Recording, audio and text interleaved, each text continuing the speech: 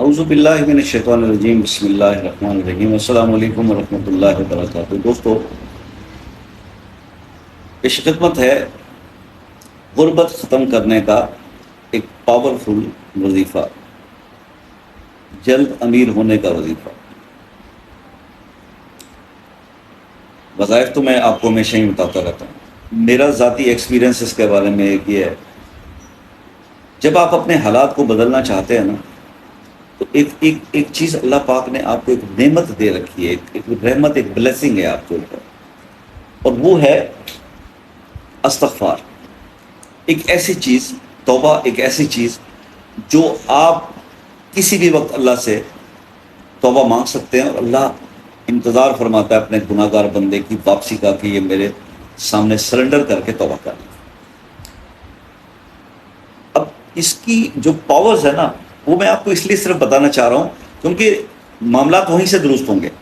میں آپ کو جتنے بھی وظائف بتا دوں، اور اگر آپ اپنے وہ گناہ جن کو شاید آج کے دور میں گناہ بھی نہیں سمجھا جاتا، اور اس سے آپ توبہ نہیں کرتے، تو معاملات کچھ وہ مطلب قبولیت کی طرف نہیں جاتے، پھر آپ لوگ شکوہ کرتے نظر آتے ہیں، کئی لوگ کرتے ہیں، اور جن کے ہو جاتے ہیں وہ آلریڈی ڈائریکشن میں، درست ڈائریکشن میں جا رہے ہیں، انہوں نے اپنا مطلب قبلہ سیدھا کیا ہوا ہے۔ تو آپ لوگوں سے بھی یہ ریکویسٹ ہے، دیکھیے حضرت آدم علیہ السلام کی توبہ قبول ہوئی۔ جب آدم علیہ السلام کی توبہ قبول ہوئی تو فرشتے آئے مبارکباد دینے کے لیے، سب فرشتے آئے، حضرت جبریل علیہ السلام بھی آئے، سب لوگ آئے۔ تو اللہ پاک نے اس وقت یہ بھی خوشخبری حضرت آدم علیہ السلام کو دے دی کہ یہ جو توبہ ہے، یہ جو استغفار ہے، مغفرت ہے، یہ تمہاری میراث ہے، تمہاری اولاد کے لیے۔ کہ ہر شخص وراثت ہوتی ہے نا ہر شخص کی طرف سے، تو یہ آدم علیہ السلام کی میراث میں ہمیں یہ توبہ اور استغفار کا تحفہ جو ہے وہ ملا ہے، کہ اللہ تعالیٰ نے فرمایا کہ تیری اولاد جب گناہ کرے گی، اور گناہ اس کے بہت زیادہ گناہ کر لے، جتنے بھی گناہ کر لے، جب وہ میری طرف رجوع کرے گی اور مجھ سے توبہ طلب کرے گی، استغفار کرے گی، تیری اولاد آدم کو کہا، تو میں اس کو معاف کر دوں۔ ٹھیک ہے، تو یہ تحفہ ملا وہاں سے۔ اور یقین کریں کہ اس مغفرت کے لیے جو اللہ تعالیٰ کی ذات کی ایک صفت ہے، رحمان اور رحیم کی، اور غفور رحیم کی، مغفرت کرنے والے، بخشنے والے، اور رحمت اللہ کی غالب ہے اللہ کے غصے پر، تو بات اس کی یہاں سے آپ اندازہ لگا لیں۔ میں تو جب یہ واقعات پڑھتا ہوں، دیکھتا ہوں، تو بہت ایمان تگڑا ہوتا ہے، اور بہت حوصلہ بھی ملتا ہے، اور بڑی امید بھی ڈیولپ ہوتی ہے کہ ایک بار حضرت موسیٰ علیہ السلام کے پاس شیطان جو ہے، ابلیس جو ہے، وہ انسانی شکل میں آیا۔ انسانی شکل میں آیا تو آ کے اس نے موسیٰ علیہ السلام سے کہا کہ آپ اللہ تعالیٰ سے کلام کرتے ہیں، اللہ کے رسول ہیں، اللہ کے نبی، تو آپ ان سے کہیں کہ ان کا ایک بندہ جو ہے، ان کی مخلوق ان سے رحم کی طلب کرتی ہے اور معافی کی طلب کرتی ہے، تو وہ رحم والا معاملہ فرما دیں۔ اب اللہ تو سب جانتے ہیں، اسی وقت پیغام آیا عرش سے کہ اب دیکھیے انسانی شکل میں ابلیس ہے، نبی دعا کر رہے ہیں اللہ سے اس کے کہنے پہ کہ بھی اس پر رحم کر دیا جائے۔ تو اب آپ دیکھو، ابلیس سے بڑا گناہ گار تو کوئی نہیں ہے، مطلب میں اور آپ، ہم جتنے بھی ہیں، جتنے بھی ہم گناہ گار ہو جائیں، مطلب ابلیس سے زیادہ تو اپنے آپ کو گناہ گار کوئی نہیں کہے گا نا، یا شاید انسان آج کا ابلیس سے بڑھ جائے، مجھے تو نہیں اس پہ، لیکن ابلیس ہی بڑا شیطان ہے نا، گناہ گار، جس نے پوری مخلوق کو گناہوں میں ڈال رکھا۔ اب اس کے بارے میں دیکھ لیں، اس کو بھی آپشن اس وقت ملی کہ وہ میسیج آیا کہ موسیٰ اسے کہیں، اس سے کہیں کہ جائے اور آدم کی قبر کو سجدہ کرے، اس کو معاف کر دیں۔ تو آگے سے شیطان تھا لعین، جس کو قرار دے دیا گیا، جس کے لیے ہلاکت ہی ہلاکت لکھ دی گئی، اور وہ کبھی بھی سدھر نہیں سکتا۔ اس نے کہا جی جس کو زندگی میں نے سجدہ نہیں کیا، اس کے مرنے کے بعد اس کو سجدہ، اس کو کیسے کروں، اس کی قبر کو سجدہ کیسے کروں، میں نہیں کر سکتا۔ تو وہ ہلاک ہوا۔ کہنے کا مقصد یہ ہے کہ اللہ کی رحمت بہت بڑی ہے، وہ آپ کو بخش دے گی، وہ آپ کو معاف فرما دیں گے، اللہ معاف فرما دیں گے، ہر گناہ کو بخش دیں گے۔ آپ گناہ سے توبہ کرنے والے تو بنیں، اور توبہ تو اسی وقت کرے گا نا انسان جب وہ گناہ کرے گا۔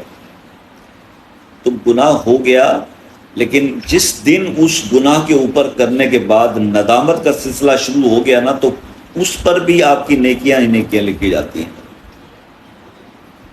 مطلب یہ یہاں تک یہ ہے کہ میں سمجھتا ہوں یہ ایک کوئی نیک دین کی طلب میں تڑپنے والا کوئی آدمی ہونا، اگر وہ شیطان کی بہکائی اس میں آ کے کوئی گناہ کر بھی لینا، وہ گناہ بھی اس کے لیے فائدہ مند ثابت ہو جاتا ہے، کیونکہ وہ اس کو یاد کر کر کے جتنا تڑپے گا، جتنا پچھتائے گا، جتنے آنسو بہائے گا کہ مجھ سے یہ کیا ہو گیا، اتنے اس کے درجات بلند ہوتے چلے جائیں. اور اللہ تعالیٰ سے جب بھی اس گناہ کی وہ توبہ کرے گا، اللہ اس کو معاف فرما دے.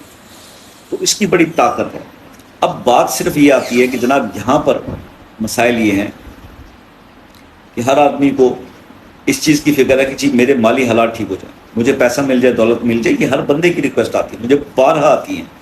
اور یہاں تک یہ معاملہ اتنا سیریس ہو گیا کہ کئی گھروں کو ٹوٹنے کی وجوہات، یہ صرف میں فیملی میرج کی بات نہیں کر رہا، لو میرج کے مطلب پسند کی شادیاں ٹوٹ رہی ہیں صرف مالی مسائل کی وجہ سے. تو یہ اتنا امپورٹنٹ ایشو ہے جس پر بار بار بات کی جاتی ہے کہ یار کوئی اتنے طریقے بتائے جاتے ہیں، یار کسی طریقے سے تو اپنے رب کو راضی کر لو، کہ کسی طرح سے تو اپنے آپ کو بدل لو کہ آپ کے حالات بدل جائیں. اور بظاہر تو سب لوگ یہی کہتے ہیں کہ جی ہم بڑے وہ کر لیا، لیکن جتن کر لیے، لیکن کچھ نہ کچھ ایسا کر بیٹھے ہو جو ابھی تک اس کی آپ کو ابھی صحیح معافی نہیں ملی، یا اللہ آپ سے بھی راضی نہیں ہو. کچھ نہ کچھ تو آپ سے، کیونکہ آج کا ظالم جو آج کا مظلوم ہے وہ کل کا ظالم تو کہیں نہ کہیں تھا. یہ تو میرا دل نہیں مانتا کہ جی ہم نے غلطی کوئی نہیں کی اور ہمیں ایسے ہی پکڑ آ گئی، ایسا نہیں ہوتا.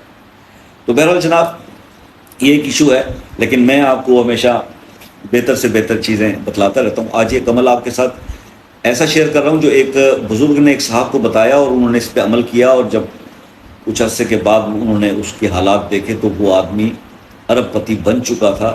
لیکن اس نے 1-2 سال، جو ہم جب بھی کوئی آپ کو عمل بتاتے ہیں تو یہ ہوتا ہے نا 11 دن کر لیں، 20 دن، 21 دن، 40 دن کر لیں.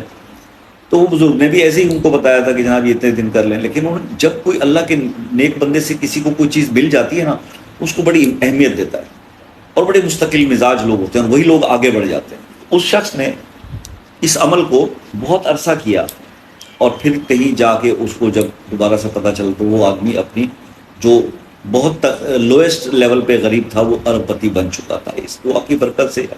تو وہی عمل آج آپ کے ساتھ میں شیئر کروں. اگر آپ غربت سے نجات چاہتے ہیں اور جلد دولت مند ہونا چاہتے ہیں تو پھر یہ عمل شروع کر دیجئے.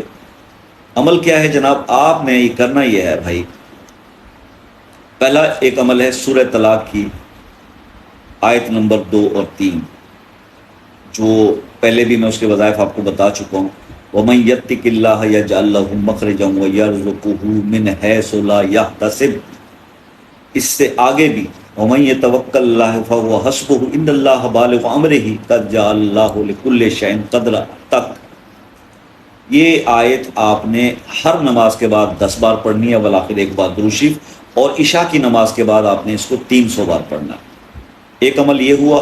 دوسرا عمل آپ نے یہ کرنا ہے، یا باسطو یا رزاقو، یہ اللہ کے 2 اسماء 500 بار ڈیلی پڑھنے ہیں، کسی بھی وقت پڑھ سکتے ہیں. اور یہ عمل آپ 40 دن کریں.